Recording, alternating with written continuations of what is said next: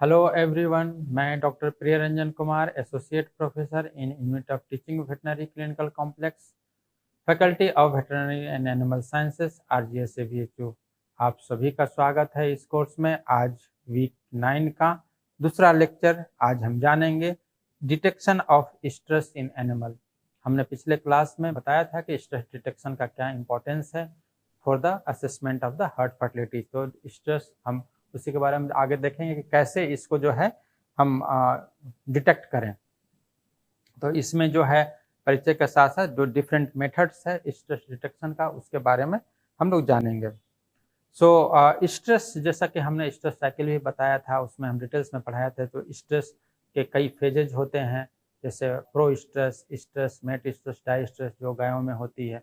तो स्ट्रेस उसी में एक फेज होता है स्ट्रेस, जिसको हम लोग डिटेक्ट करते हैं। तो oestrus is a period of reproductive cycle, या स्ट्रेस साइकिल कह लीजिए, एक पीरियड होता है when females are sexually receptive. मतलब उसी समय जो है फीमेल एनिमल जो है मेल एनिमल को एक्सेप्ट करती है, उस रिसेप्टिव होती है उसके लिए, उसी समय प्रजनन होता है। और बाकी किसी भी जो स्टेज होता है रिप्रोडक्टिव साइकिल का, उसमें वो प्रजनन नहीं होता है। तो जो जिस पीरियड में प्रजनन होता है उसमें कुछ फिजियोलॉजिकल साइंस दिखते हैं, है ना, उसी को हमें डिटेक्ट, या कुछ बॉडी में चेंजेस होते हैं, उसी के आधार पे हमें स्ट्रेस का पता लगाना है, डिटेक्ट करना है।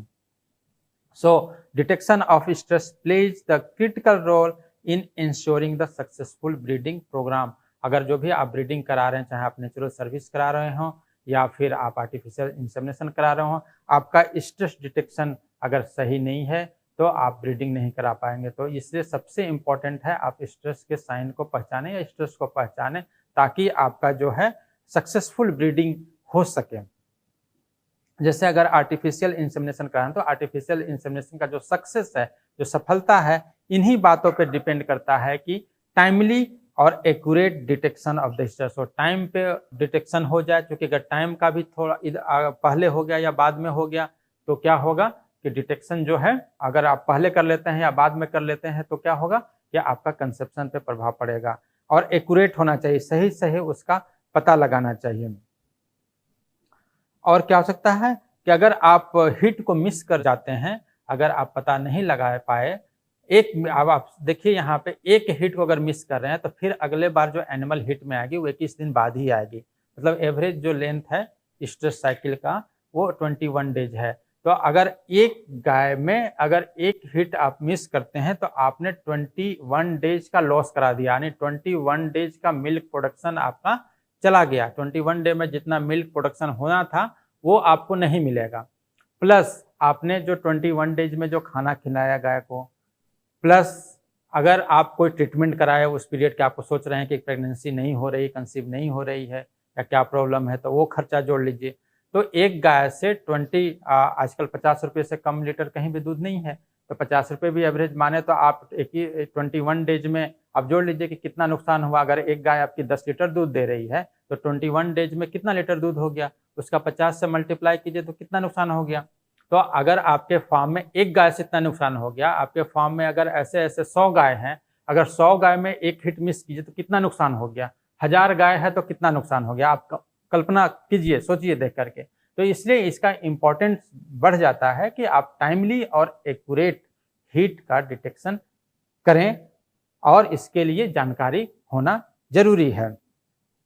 So reliable stress detection not only improve the herd fertility को ही इम्प्रूव नहीं करता है, बल्कि ये इकोनॉमिक सस्टेनेबिलिटी जिसकी हम अभी बात कर रहे थे उसको भी ये सपोर्ट करता है, उसमें भी ये मदद करता है। क्योंकि लॉस कम होगा तो आपका इकोनॉमिक सस्टेनेबिलिटी अच्छा होगा। तो इसलिए हम लोग देखेंगे कि स्ट्रेस डिटेक्शन जो है कैसे करते हैं, किन किन मेथडों का हम लोग यूज कर सकते हैं। तो इसमें कई सारे मेथड, जैसे बिहेवियरल साइन हो गए, वेजाइनल एग्जामिनेशन हो गए, रेक्टल एग्जामिनेशन हो गए, फंड पैटर्न्स भी हम लोग जो है म्यूकस में, सर्वाइकल म्यूकस में एग्जामिन करते हैं। स्ट्रेस डिटेक्शन ऐड कुछ यंत्र का, कुछ डिवाइस का हम लोग यूज करते हैं।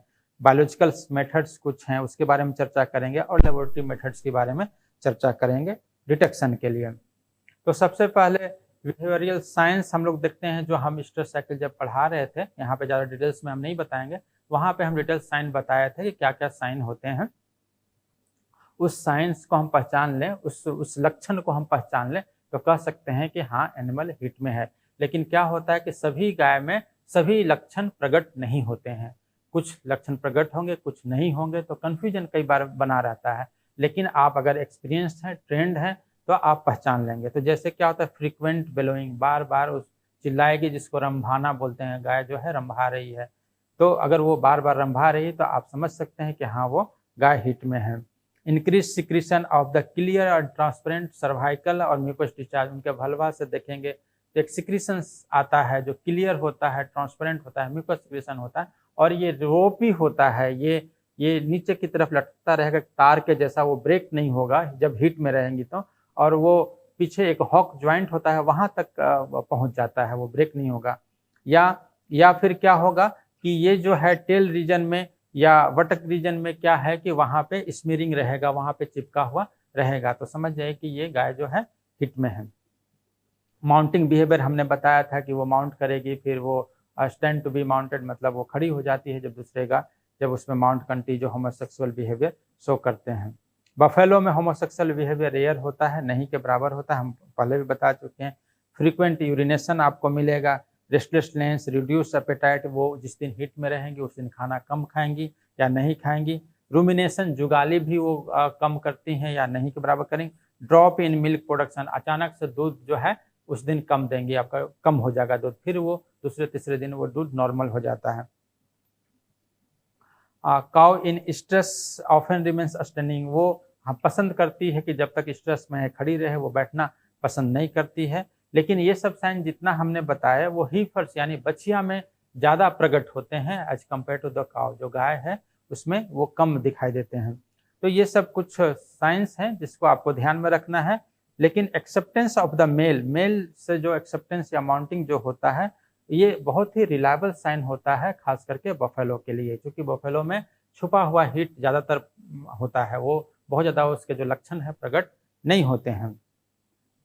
उसके बाद दूसरा मेथड है वेजाइनल एग्जामिनेशन, जो है ना, योनि को देख करके जो है उसका हम पहचान करते हैं उसमें क्या क्या चेंजेस मिलेंगे। जैसे वेजाइना ऑफ द काउ में be examined by the speculum, vaginal speculum एक यंत्र आता है और उसको इंसर्ट करने के बाद प्रेस करेंगे तो ओपन कर देता है, और उसके अंदर के स्ट्रक्चर को आप देख सकते हैं कि उसमें क्या क्या चेंजेज हुआ है। या वेजाइनोस्कोप का भी यूज कर सकते हैं, इसमें लाइट सोर्स होता है, उस लाइट के जरिए आप देख सकते हैं कि उसमें क्या क्या चेंजेज आ रहा है। जैसे आपका क्या हो, जो क्रेनियल वेजाइना का जो म्यूकोसा है या म्यूकस मेम्ब्रेन है, जो इंटरनल पार्ट होता है, वो बिकम कंजेस्टेड हम बता चुके हैं पहले भी, वो पिंक कलर का हो जाएगा, रेडिश कलर का हो जाएगा, पिंक कलर का हो जाएगा। एंड वल्वा जो है माइल्डली इडिमेटस होता है, वो पता तो नहीं चलता है, बहुत गौर से ध्यान देंगे तो पता चलेगा, लेकिन गाय में खास करके बहुत ज़्यादा इडिमेटस नहीं होता है, लेकिन ये कंजेशन आपको आप देख सकते हैं।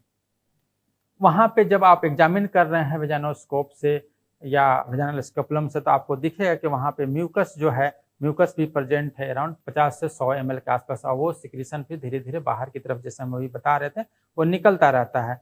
फिर जो एक्सटर्नल ऑस, हम जब पढ़ा रहे थे एनाटॉमी तो सर्विक्स बताए थे, 2 ऑस होते हैं, इंटरनल ऑस और एक्सटर्नल ऑस। जो बाहर की तरफ जो वेजाइना की तरफ है उसको एक्सटर्नल ऑस बोलते हैं, ऑस मतलब ओपनिंग, और अंदर की तरफ जो है वाला को हम लोग जो यूट्रस की तरफ है उसको इंटरनल ऑस बोलते हैं। तो इंटरनल ऑस तो दिखेगा नहीं, हम बाहर की तरफ से देख रहे हैं तो एक्सटर्नल ऑस दिखेगा। वो क्या होता है कि वो भी कंजेस्टेड आपको दिखेगा, पिंक कलर का दिखेगा, इडिमेटस दिखेगा और स्लाइटली रिलैक्स दिखेगा, मतलब वो लगेगा कि ओपन हुआ है, हल्का सा ओपन हो गया है, इस तरह का दिखेगा।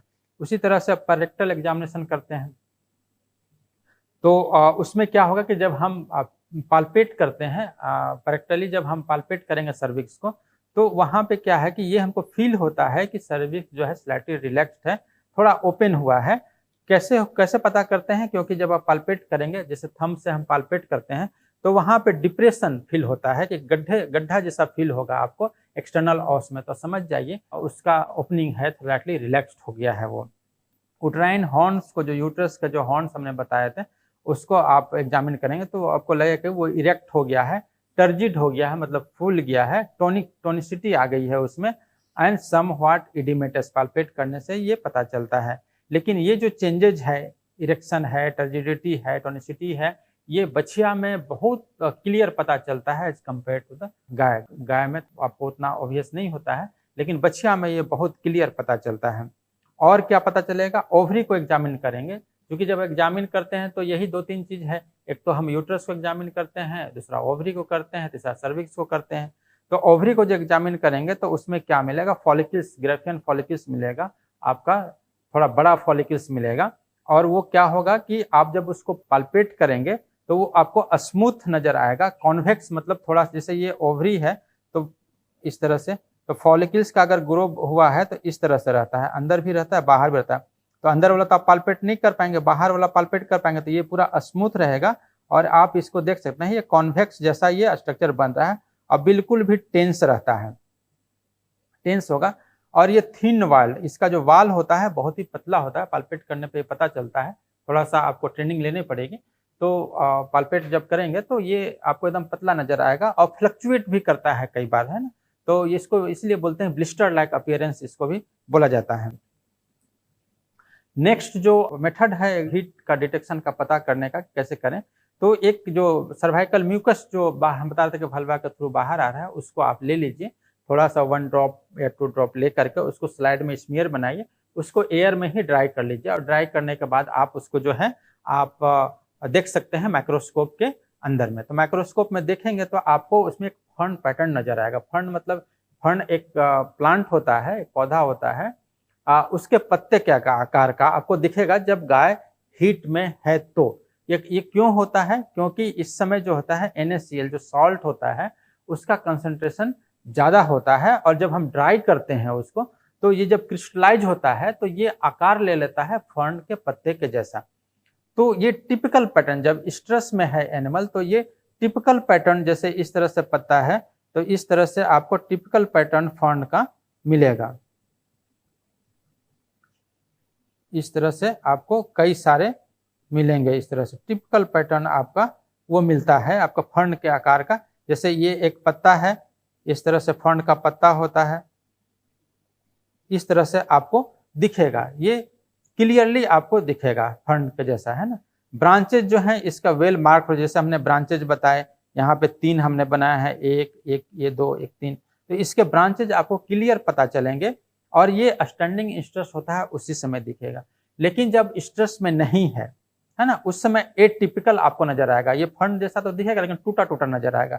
मान लीजिए कुछ ऐसे दिखा, फिर इस तरह से टूटा हुआ दिखा, फिर इस तरह से दिखा, तो ये पूरा का पूरा पत्ते के आकार का नहीं दिखेगा, कुछ पार्ट लगेगा, कुछ पत्ते का कुछ पार्ट जैसा दिख रहा है, तो उसको एटिपिकल फर्न पैटर्न बोलते हैं, एटिपिकल अपीयरेंस उसको बोलते हैं। ब्रांचेज जो है जैसे हमने यहाँ बताया वो वेल मार्क नहीं होता है। और ये कब दिखेगा, जब अर्ली या लेट स्ट्रेस में, या तो आप जो एक्चुअल स्ट्रेस था, स्टैंडिंग स्ट्रेस की जिसको हम लोग बात करते हैं उससे पहले, या फिर लेट स्ट्रेस या बाद में जब देर हो गया है तो उस समय इस तरह का अपीयरेंस दिखेगा। और एक होता है नील पैटर्न, जिसमें कोई आपको पैटर्न नहीं दिखेगा, है ना। वो कब होगा, वो लुटियल फेज, जैसे हमने स्ट्रेस साइकिल पढ़ा रहे थे तो 2 फेज बताया था, फॉलिकुलर फेज और लुटियल फेज। तो लुटियल फेज में ये दिखता है जिसमें एनिमल हीट में नहीं होती है, तो उसमें कोई पैटर्न आपको नजर नहीं आएगा। तो आप अगर टिपिकल पैटर्न अगर आपको नजर आ रहा है तो आप कह सकते हैं कि हाँ ये गाय जो है वो हीट में है। कुछ हम ऐड, है ना, डिवाइसेस, है ना, उसकी सहायता से हम स्ट्रेस का पता लगाते हैं। उसके बारे में चलिए देखते हैं क्या क्या होते हैं। तो सबसे सिंपल जो है इसमें हीट एक्सपेक्टेंसी चार्ट जो होता है वो कुछ नहीं होता है, एक चार्ट बना लीजिए आप, इस तरह का कॉलम बना के चार्ट बना लिया जाता है। इसमें आप, ये बहुत सिंपलेस्ट मेथड होता है, in which the animal numbers जो है आप मेंशन कर लीजिए, date of the standing stage. मान लीजिए कि आज वो हिट में आई, ये एनिमल नंबर मान लीजिए कुछ भी था आपने दे दिया, आप वो आज हिट में आई, आप आज आपने उसको सर्विस कब कराया, या तो आज कराएंगे या कल कराएंगे, जैसा भी आपने डिसाइड किए हों।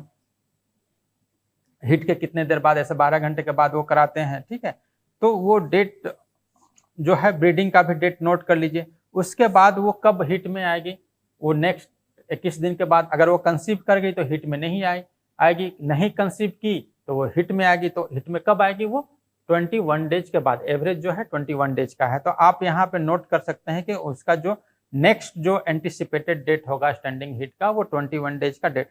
अब वो जब डेट नोट कर लिए तो आप उस काव को ध्यान में रखेंगे, 18 से 24 दिन के बीच में आप उसको ऑब्जर्व करते रहेंगे कि हाँ ये हिट में आ रही है कि नहीं आ रही। तो आपके हिट डिटेक्शन के इफिशियंसी को ये बढ़ा देता है।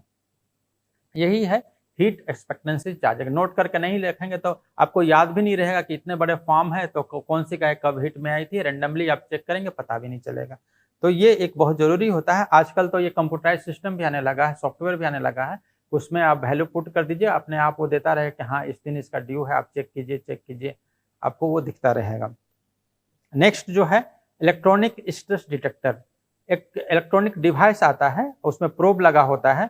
इसको क्या करते हैं कि इसको जो है वेजाइना के अंदर इंसर्ट करते हैं, तो जो सिक्रीशंस होते हैं, जो सर्वाइकल म्यूकस हैं, उसमें ये क्या होता है कि जब स्ट्रेस में जब एनिमल होती है तो उस समय जो इसकी जो कंडक्टिविटी है, इलेक्ट्रिकल कंडक्टिविटी जिसको बोलते हैं, वो बढ़ जाता है।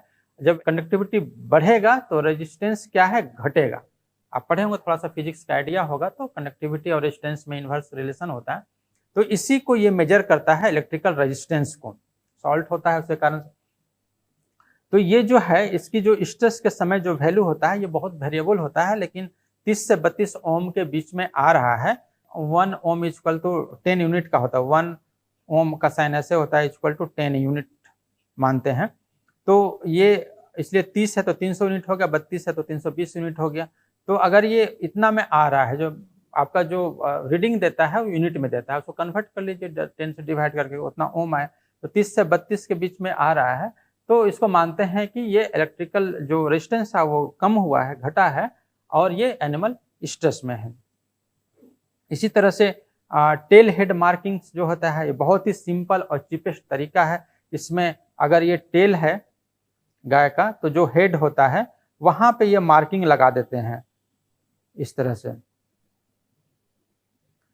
अब ये मार्किंग क्या हो सकता है, आप चौक से भी लगा सकते हैं, कोई पेंट लगा सकते हैं, वहां पे बहुत सारा कमर्शियल पेंट आता है। तो उसमें क्या होता है कि इसमें जब आप ये लगा दिए, 10-12 इंच का लंबा आप इसमें लगा दिए, तो उसमें क्या होगा कि जब अगर ये हिट में आएगी तो इसके ऊपर दूसरी गाय जो होमोसेक्सुअल बिहेवियर के कारण से ये माउंट करेगी। तो क्या होगा कि जब ये माउंट करेंगी तो ये पेंट यहाँ से स्मीयर्ड हो जाएगा, ये हट जाएगा, है ना। तो आपको जिस गाय में आपको दिखेगा कि ये जो स्मीयरिंग हो गया है, ये पेंट यहाँ से हट गया है, गायब हो गया है, तो समझ सकते हैं कि उस गाय में जो माउंटिंग हुआ है और वो हिट में है, रही होगी उसमें हिट में। अब इसको हमको ब्रीडिंग कराने की जरूरत है।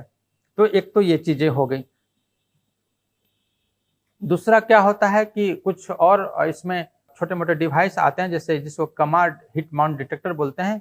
ये क्या होता है कि एक पैच जैसा होता है इस तरह से, ये इनिशियली व्हाइट कलर का होता है। इसको जो है ये प्रेशर सेंसिटिव डिवाइस होता है, जैसे ही इसमें प्रेशर पड़ेगा वो रेड कलर का हो जाएगा। तो इसको क्या करते हैं, जैसे टेल हेड अभी हमने बताया था जहाँ पे चौक लगाए थे, वहीं पे इसको क्या करते हैं कि इस डिवाइस को फिक्स कर देते हैं इस तरह से। यहाँ पे ये पूंछ है तो उसी में ये डिवाइस को फिक्स कर देंगे। अब क्या है कि ये फिक्स है, अब ये जब गाय हिट में आएगी तो होमोसेक्सुअल बिहेवियर के कारण से दूसरे गाय इसमें माउंट करेगी, तो प्रेशर पड़ेगा वहां पे। जब प्रेशर पड़ेगा तो उस प्रेशर कारण से ये क्या होगा कि रेड हो जाएगा, रेड अपीयरेंस देगा।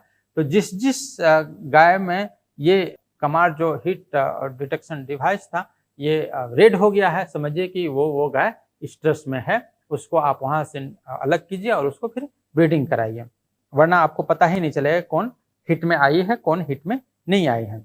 एक चिन बॉल मार्कर होता है। चिन बॉल मार्कर क्या होता है कि ये इस तरह, इसमें भी एक कलर पेंट रखा जाता है, कलरिंग मटेरियल रखा जाता है, और यहाँ पे ये एक बॉल जैसा होता है, जैसे हम पेन में देखते हैं कि पेन में बॉल सॉकेट जैसा उसमें बना होता है कि प्रेशर पड़ता है तो इंक बाहर होता है और हम अब उसको लिख पाते हैं बॉल वाल्व की तरह। तो क्या है कि इसको जैसे ही प्रेशर पड़ेगा वो निकलेगा और वो कलरिंग होगा। तो ये चिन बॉल मार्कर जो होता है वो यहाँ पे लगाया जाता है, उसके सर के अंदर नीचे यहाँ पे लगा दिया जाता है, ताकि जब वो किसी गाय को माउंट करे तो उसके पीठ में जो है ये डिवाइस जो है प्रेशर डालता है।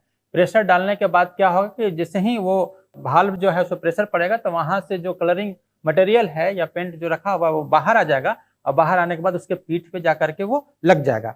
तो जिसमें ये पेंटिंग हो रहा है तो समझ जाइए कि आप इजीली आइडेंटिफाई कर सकते हैं कि वो गाय जो है हिट में है। अच्छा, जितने भी पेंट हैं, टेल पेंट हैं या जो चिन बॉल मार्कर के अंदर जो पेंट है, इसमें फ्लोरोसेंट कलर भी आप यूज कर सकते हैं, वो भी मार्केट में अवेलेबल होता है। वो आपको दूर से ही और अच्छा फ्लोरोसेंस आपको देता रहेगा, आपको पता चल जाएगा कि हाँ कौन कौन सा गाय हीट में है। उसके बाद एक आता है इलेक्ट्रॉनिक हीट बाउंड डिटेक्टर। ये इसी को हीट वॉच सिस्टम भी बोलते हैं। हीट वॉच सिस्टम क्या होता है कि एक डिवाइस होता है, रेडियो टेलीमेरिक सिस्टम होता है, एक डिवाइस होता है। वो क्या होता है कि ये जब उस पे जैसे इसको भी वहीं पे पूंछ में ही वहीं पे लगा दिया जाता है, प्रेशर पड़ेगा, जब दूसरी गाय उस पर माउंट पड़ेगा तो प्रेशर होगा, प्रेशर सेंसिटिव होता है तो रेडियो सिग्नल्स इमिट करता है ये रेडियो सिग्नल्स। तो मान लीजिए फार्म्स में अगर आप के पास गाय, मान लीजिए कि यहाँ पे गाय है, आप ये सिस्टम को हीट वॉच सिस्टम को लगाए हुए हैं, तो आपके फार्म में बीच बीच में मान लीजिए कि ये रिसीवर है, आर से रिसीवर हम बोलते हैं, और यहाँ पे आप कंप्यूटर रखे हुए हैं, एक घर है, घर के अंदर कंप्यूटर रखे हुए हैं। तो जैसे ही ये आपके फार्म तो बहुत बड़ा है मान लीजिए, तो वहाँ पे क्या है कि जैसे ही माउंटिंग हो रहा है आप देख नहीं पा रहे हैं, तो ये सिग्नल्स जो है, सिग्नल्स जो रेडियो सिग्नल्स इमिट होगा उसको रिसीवर रिसीव करेगा और यहाँ कंप्यूटर में इसको ट्रांसमिट कर देगा। अब कंप्यूटर में सारा रिकॉर्डिंग हो रहा है, उस डेटा को एनालाइज करके आपको दे देगा कि हाँ ये गाय हिट में फलाने नंबर का जो काऊ है वो आज हिट में है, उसको आप ब्रीडिंग कराइए। तो इसको कैसे मानते हैं कि ये अगर कोई गाय है उसमें 3 टाइम्स अगर माउंटिंग होता है विदिन 4 आवर्स, 4 घंटे के अंदर जो है 3 टाइम माउंटिंग होता है, तो उसको मानते हैं कि वो जो गाय है वो हिट में है। तो ये एक बहुत बड़ा सिस्टम, जैसा आप पूरे अगर बहुत बड़ा फार्म है तो उसको आप लगा सकते हैं कि माउंटिंग हो रही है तो उसको रेडियो सिग्नल्स इमिट कर रहा है, रेडियो सिग्नल्स इमिट कर रहा है तो उसको आप फिर कंप्यूटर रिकॉग्नाइज करके आपको डेटा बताते जा रहा है कि हाँ आप ये गाय कौन कौन से नंबर के गाय जो है वो हिट में है। इसी तरह का एक सिस्टम होता है एक्टिविटी मीटर। एक्टिविटी मीटर क्या है कि गाय के एक्टिविटी को मेजर करता है। जब गाय हिट में होती है तो उसकी एक्टिविटी जो है 2 to 4 टाइम्स बढ़ जाता है। एक्टिविटी बढ़ जाएगा, या स्टेपिंग्स अगर बांध कर रखेंगे तो स्टेपिंग्स बढ़ जाएगा, या वॉक करेगी वो बहुत ज़्यादा, वॉक 2 to 4 टाइम्स वॉक ज़्यादा करेगी। तो एक्टिविटी ऐसे हम तो मेजर नहीं कर सकते हैं, लेकिन अगर कुछ इंस्ट्रूमेंट डिवाइस लगा दें तो उसकी एक्टिविटी को मेजर कर रहा है, तो मेजर करके हमको बता सकता है कि हाँ इसकी जो आज हिट में है या नहीं है। तो यही एक्टिविटी मीटर जो है वो मेजर करता है गाय को एक्टिविटी को। अब ये जो एक्टिविटी मीटर है इसको हम गले में भी लगा सकते हैं, इसको हम पैर में भी लगा सकते हैं। तो जो पैर में लगाते हैं उस डिवाइस को पार्टिकुलरली नाम दिया गया है पेडोमीटर। याद रखिएगा, कई बार एग्जाम में भी पूछता है। तो इसमें एक ग्राफ बनता है। जैसे मान लीजिए कि अगर हम ग्राफ ड्रॉ करना चाहें एक्टिविटी मीटर के, तो मान लीजिए कि इस तरह से एक्टिविटी बन रही थी, कुछ ना कुछ एक्टिविटी तो डेली होती होगी गाय का, लेकिन जिस दिन अगर आ रहा है ये हिट में आ रही है उस दिन एक्टिविटी इसकी बढ़ जाएगी, इस तरह से ग्राफ बनेगा। फिर इसकी डाउन हो जाएगी, 24 घंटे अगर हिट में है तो उसके बाद डाउन हो जाएगी, फिर इस तरह का बनेगा, फिर 21-20 दिन के बाद फिर इसका ग्राफ इस तरह से बन जाएगा। तो जहां जहां पे इसकी एक्टिविटी इंक्रीज हो रही, समझिए कि वो हिट में है। तो इसका ध्यान रखना। आप डेली जो मैनेजर होते हैं डेली अगर आते हैं कंप्यूटर को ओपन किए, सुबह देखें कि हाँ इसका ग्राफ किसका हाई है, उस नंबर ये नंबर उसमें आपको फीड करके रखना होता है। ये नंबर की गाय आज हिट में थी, चलो इसको अब ब्रीडिंग करानी है, इसको प्रजनन करानी है। तो इस तरह से आप हिट डिटेक्शन कर सकते हैं। तो बड़े बड़े फार्म में जैसे आप देखें कि यहाँ पे गले पे ये एक्टिविटी मीटर लगा हुआ है, इसको कुछ नहीं करना है, गले में पहना देना है और सिस्टम आपको फिट कर देना है। वो जैसे ही माउंटिंग होगा, एक्टिविटी माउंटिंग तो इसमें नहीं, लेकिन एक्टिविटी जैसे ही इसकी बढ़ेगी वो आपका रीडिंग वहाँ पे सिग्नल्स देता रहेगा। ये पैर में यहाँ पे लगा हुआ है, इसको हम लोग बोलते हैं पेडोमीटर, इस तरह से लगा देते हैं। ये भी एक्टिविटी पैर का अगर स्टेपिंग्स बढ़ रहा है, एक्टिविटी अगर हो रहा है तो ये मेजर करके आपको देता रहेगा। आप उसको डाटा प्रोसेस होता रहेगा ऑटोमेटिक, आप उसको ग्राफ के रूप में देख करके आप आइडेंटिफाई कर सकते हैं बहुत इजीली। और क्या होता है बोविनोज, अभी रिसेंट डेवलपमेंट है बोविनोज का। ये क्या करता है कि गाय जब हिट में होती है तो कुछ फेरोमोन्स का सिक्रीशन करते हैं, सेक्स हार्मोन जिसको बोलते हैं, जिससे मेल जो है अट्रैक्ट होते हैं फीमेल की तरफ। तो ये फेरोमोन्स क्या क्या हो सकता है, एसिटिक एसिड हो सकता है, प्रोपायोनिक एसिड हो सकता है, 1 आयोडो डेकेन हो सकता है। तो ये सब चीजें वो रिलीज करते हैं। तो ये मशीन जो है, ये डिवाइस जो है, इसी को जो है वो डिटेक्ट करता है। कहाँ पे डिटेक्ट करेगा, वो जैसे डंग में आप उसको चेक करना चाह रहे हैं तो वो उसको डंग में भी वहाँ पे आएगा, तो उसको डिटेक्ट करके वो बता देगा कि हाँ अगर ये कंपाउंड है तो आप समझ जाइए कि वो हिट में है। तो इसी को ये बोविनोज नाम दिया गया है, एक रिसेंट डेवलपमेंट। अभी इसमें बहुत सारे काम चल रहे हैं, अभी आने वाला समय में हो सकता है कि ये हर जगह अवेलेबल भी हो जाए। एक और सिस्टम होता है सीसीटीवी कैमरा। आजकल हर जगह सीसीटीवी कैमरा 24 आवर्स रिकॉर्डिंग के लिए आप लगा रहे हैं, लगता है। तो सीसीटीवी कैमरा भी अगर आप इंस्टॉल करते हैं फार्म में, तो वहाँ भी आप उसको फास्ट प्लेट बैक कर करके आप देख सकते हैं कि कौन से एनिमल का माउंटिंग हो रहा था, कौन से एनिमल का माउंटिंग नहीं हो रहा था। लेकिन ये थोड़ा-सा आपका टीडियस प्रोसेस होता है कि आप उसको लेकर के पूरा रिकॉर्डिंग 24 आवर्स का उसको आप देखो, है ना? लेकिन इसका भी आप यूज़ कर सकते हैं चाहें तो। नेक्स्ट जो मेथड है वो क्या है? Laboratory method. लेबोरेटरी मेथड्स में एस्टिमेशन जैसे होता है, हम कुछ हार्मोन्स का करते हैं, जैसे प्रोजेस्टेरोन हार्मोन्स हो गया, एस्ट्राडायोल एस्ट्रोजन हार्मोन्स हो गया। तो जब हीट में एनिमल रहती है, उसमें प्रोजेस्टेरोन का लेवल बहुत कम होता है, बहुत नीचे रहेगा, तो समझ जाइए कि वो एनिमल जो है हीट में है। लेकिन साथ ही साथ एस्ट्राडायोल का लेवल जो है वो बढ़ा रहेगा, क्योंकि एनिमल का 2 ही फेज होता है, एक ल्यूटियल फेज होता है और दूसरा फॉलिकुलर फेज होता है। तो फॉलिकुलर फेज में क्या होता है, एनिमल हीट में आते हैं, ल्यूटियल फेज में कॉर्पस लुटियम के कारण से हीट में नहीं आती हैं। तो जो फॉलिकुलर फेज है उसी में हीट डिटेक्शन करते हैं। तो इसमें क्या होता है, एस्ट्राडायोल का लेवल बढ़ता है और प्रोजेस्टेरोन का लेवल, जिसको P4 के नाम से भी हम लोग डिनोट करते हैं, उसका लेवल घटता है। तो इस समय क्या है, प्रोजेस्टेरोन का लेवल डाउन रहेगा, लेकिन एस्ट्राडायोल का लेवल हाई मिलेगा इसमें। तो हम समझ जाते हैं कि ये एनिमल हीट में है। लेकिन इसमें लेबोरेटरी में आप मिल्क या ब्लड लाइए, उसको लेबोरेटरी में प्रोसेस कीजिए और फिर उसका एस्टिमेशन कीजिए। थोड़ा सा समय लगता है इसमें आइडेंटिफाई करने में।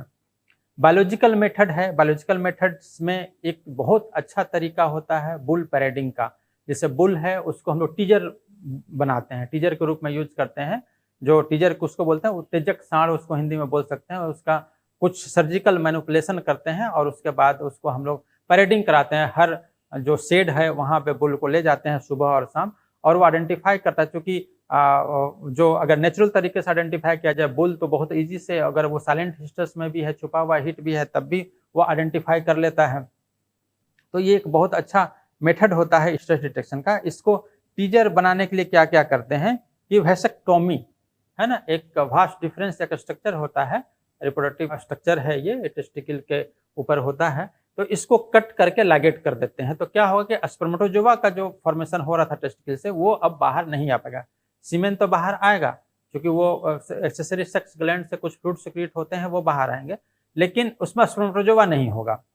तो क्या होगा कि वो अगर किसी गाय को माउंट कर रही है, तो उसको वो कंसीव नहीं करा पाएगी, कंसेप्शन उससे नहीं होगा, क्योंकि उसको वेसेक्टोमी हो गया है। और कैसे कर सकते हैं, पेनाइल डेविएशन कर सकते हैं, उसके जो ओपनिंग था उसको कुछ डेविएट कर दिए, तो वो क्या है कि इंट्रोमिशन नहीं हो पाएगा।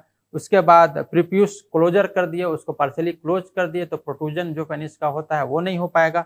एम्पुटेशन कर दिए, उसको एम्पुटेट ही कर दिए, तो क्या होगा कि वो तब भी माउंटिंग तो होगी, क्योंकि टेस्टोस्टेरोन हार्मोन का सिक्रेशन हो रहा है, बट क्या है कि वो कंसेप्शन नहीं करा पाएगा। तो इस बुल को हम लोग सिर्फ यूज करते हैं स्ट्रेस डिटेक्शन के लिए, ना कि आपका कंसेप्शन के लिए।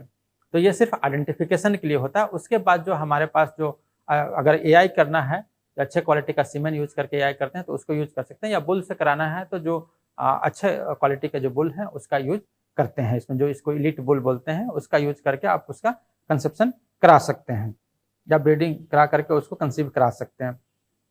इसी बुल को जो है, जो टीजर बुल है, उसी को गोमर बुल भी बोला जाता है। तो कई बार एग्जाम में पूछता है कि गोमर बुल क्या होता है, तो इसको अब ध्यान रखिएगा।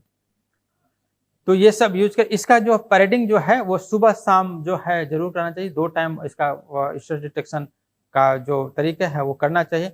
एंड्रोनाइज्ड फीमेल्स का भी यूज कर सकते हैं, या सिस्टिक काउ का भी। सिस्टिक काउ में भी गाय जो है हमेशा हीट में होती है। एंड्रोनाइज्ड ये कुछ इंजेक्शन, जो हार्मोन्स का इंजेक्शन होता है, उसको दे करके एंड्रोनाइज फीमेल्स को ही एंड्रोनाइज कर दिया जाता है, वो भी माउंटिंग बिहेवियर शो करने लगती है, उसका भी यूज कर सकता है। तो ये सब जैसे एंड्रोनाइज काउ का हम यूज कर रहे हैं, या सिस्टिक काउ का यूज कर रहे हैं, इसमें क्या होता है, या फिर पहले जो हमने ये जो बताया था, ये पेनाइल डेविएशन, प्रीप्यूस क्लोजर, तो इसमें क्या है ना कि जो भी कुछ वेरिनियल डिजीज होते हैं जो मैटिंग के समय वो स्प्रेड होते हैं, एक एनिमल से दूसरे एनिमल में जा सकते हैं, उसको ये प्रिवेंट करेगा।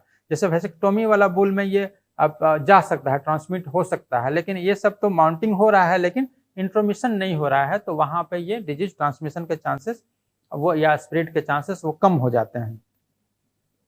ट्रेंड डॉग आप जानते हैं कि वो स्मेल से कितना सेंसिटिव होता है। अगर उसको हम ट्रेंड कर दें, जैसे आर्मी में देखिए कितना सेंसिटिव डॉग को यूज किया जाता है, वो तुरंत आइडेंटिफाई कर लिया जाता है, इतना ट्रेंड होते हैं कुछ भी चीज़ का, जिसके ट्रेनिंग दिया गया है उसमें।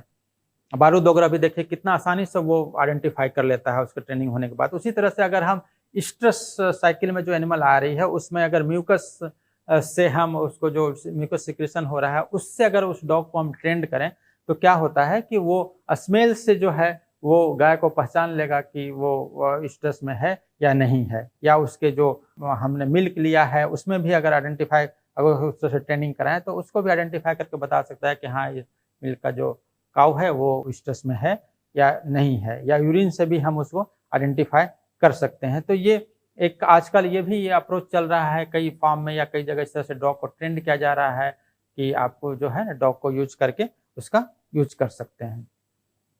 तो इसी के साथ हम ये देख पाए कि ये जो एक्यूरेट स्ट्रेस डिटेक्शन जो है कितना एसेंशियल है for the timely breeding and improvement of the reproductive efficiency. अगर ये टाइमली आप नहीं कर पाते हैं तो आपका कंसेप्शन फेल्योर हो सकता है। तो ये बहुत ही इम्पोर्टेंट है कि टाइमली हम उसको आइडेंटिफाई करें और टाइमली फिर उसका ब्रीडिंग कराएं, तभी आपका एनिमल कंसीव करेगी और सक्सेसफुल आप ब्रीडिंग को मेंटेन कर सकते हैं। और इससे आपका क्या होगा कि आपका फार्म प्रॉफिटेबल होगा, आपका इकोनॉमिक सस्टेनेबिलिटी जो है वो बना रहेगा। ये कुछ रेफरेंसेस जहाँ से हमने लिए हैं उसको आप रेफर कर सकते हैं। कुछ बुक्स के नाम दिए हुए हैं उसको भी आप पढ़ सकते हैं। इसी के साथ आप सभी का धन्यवाद।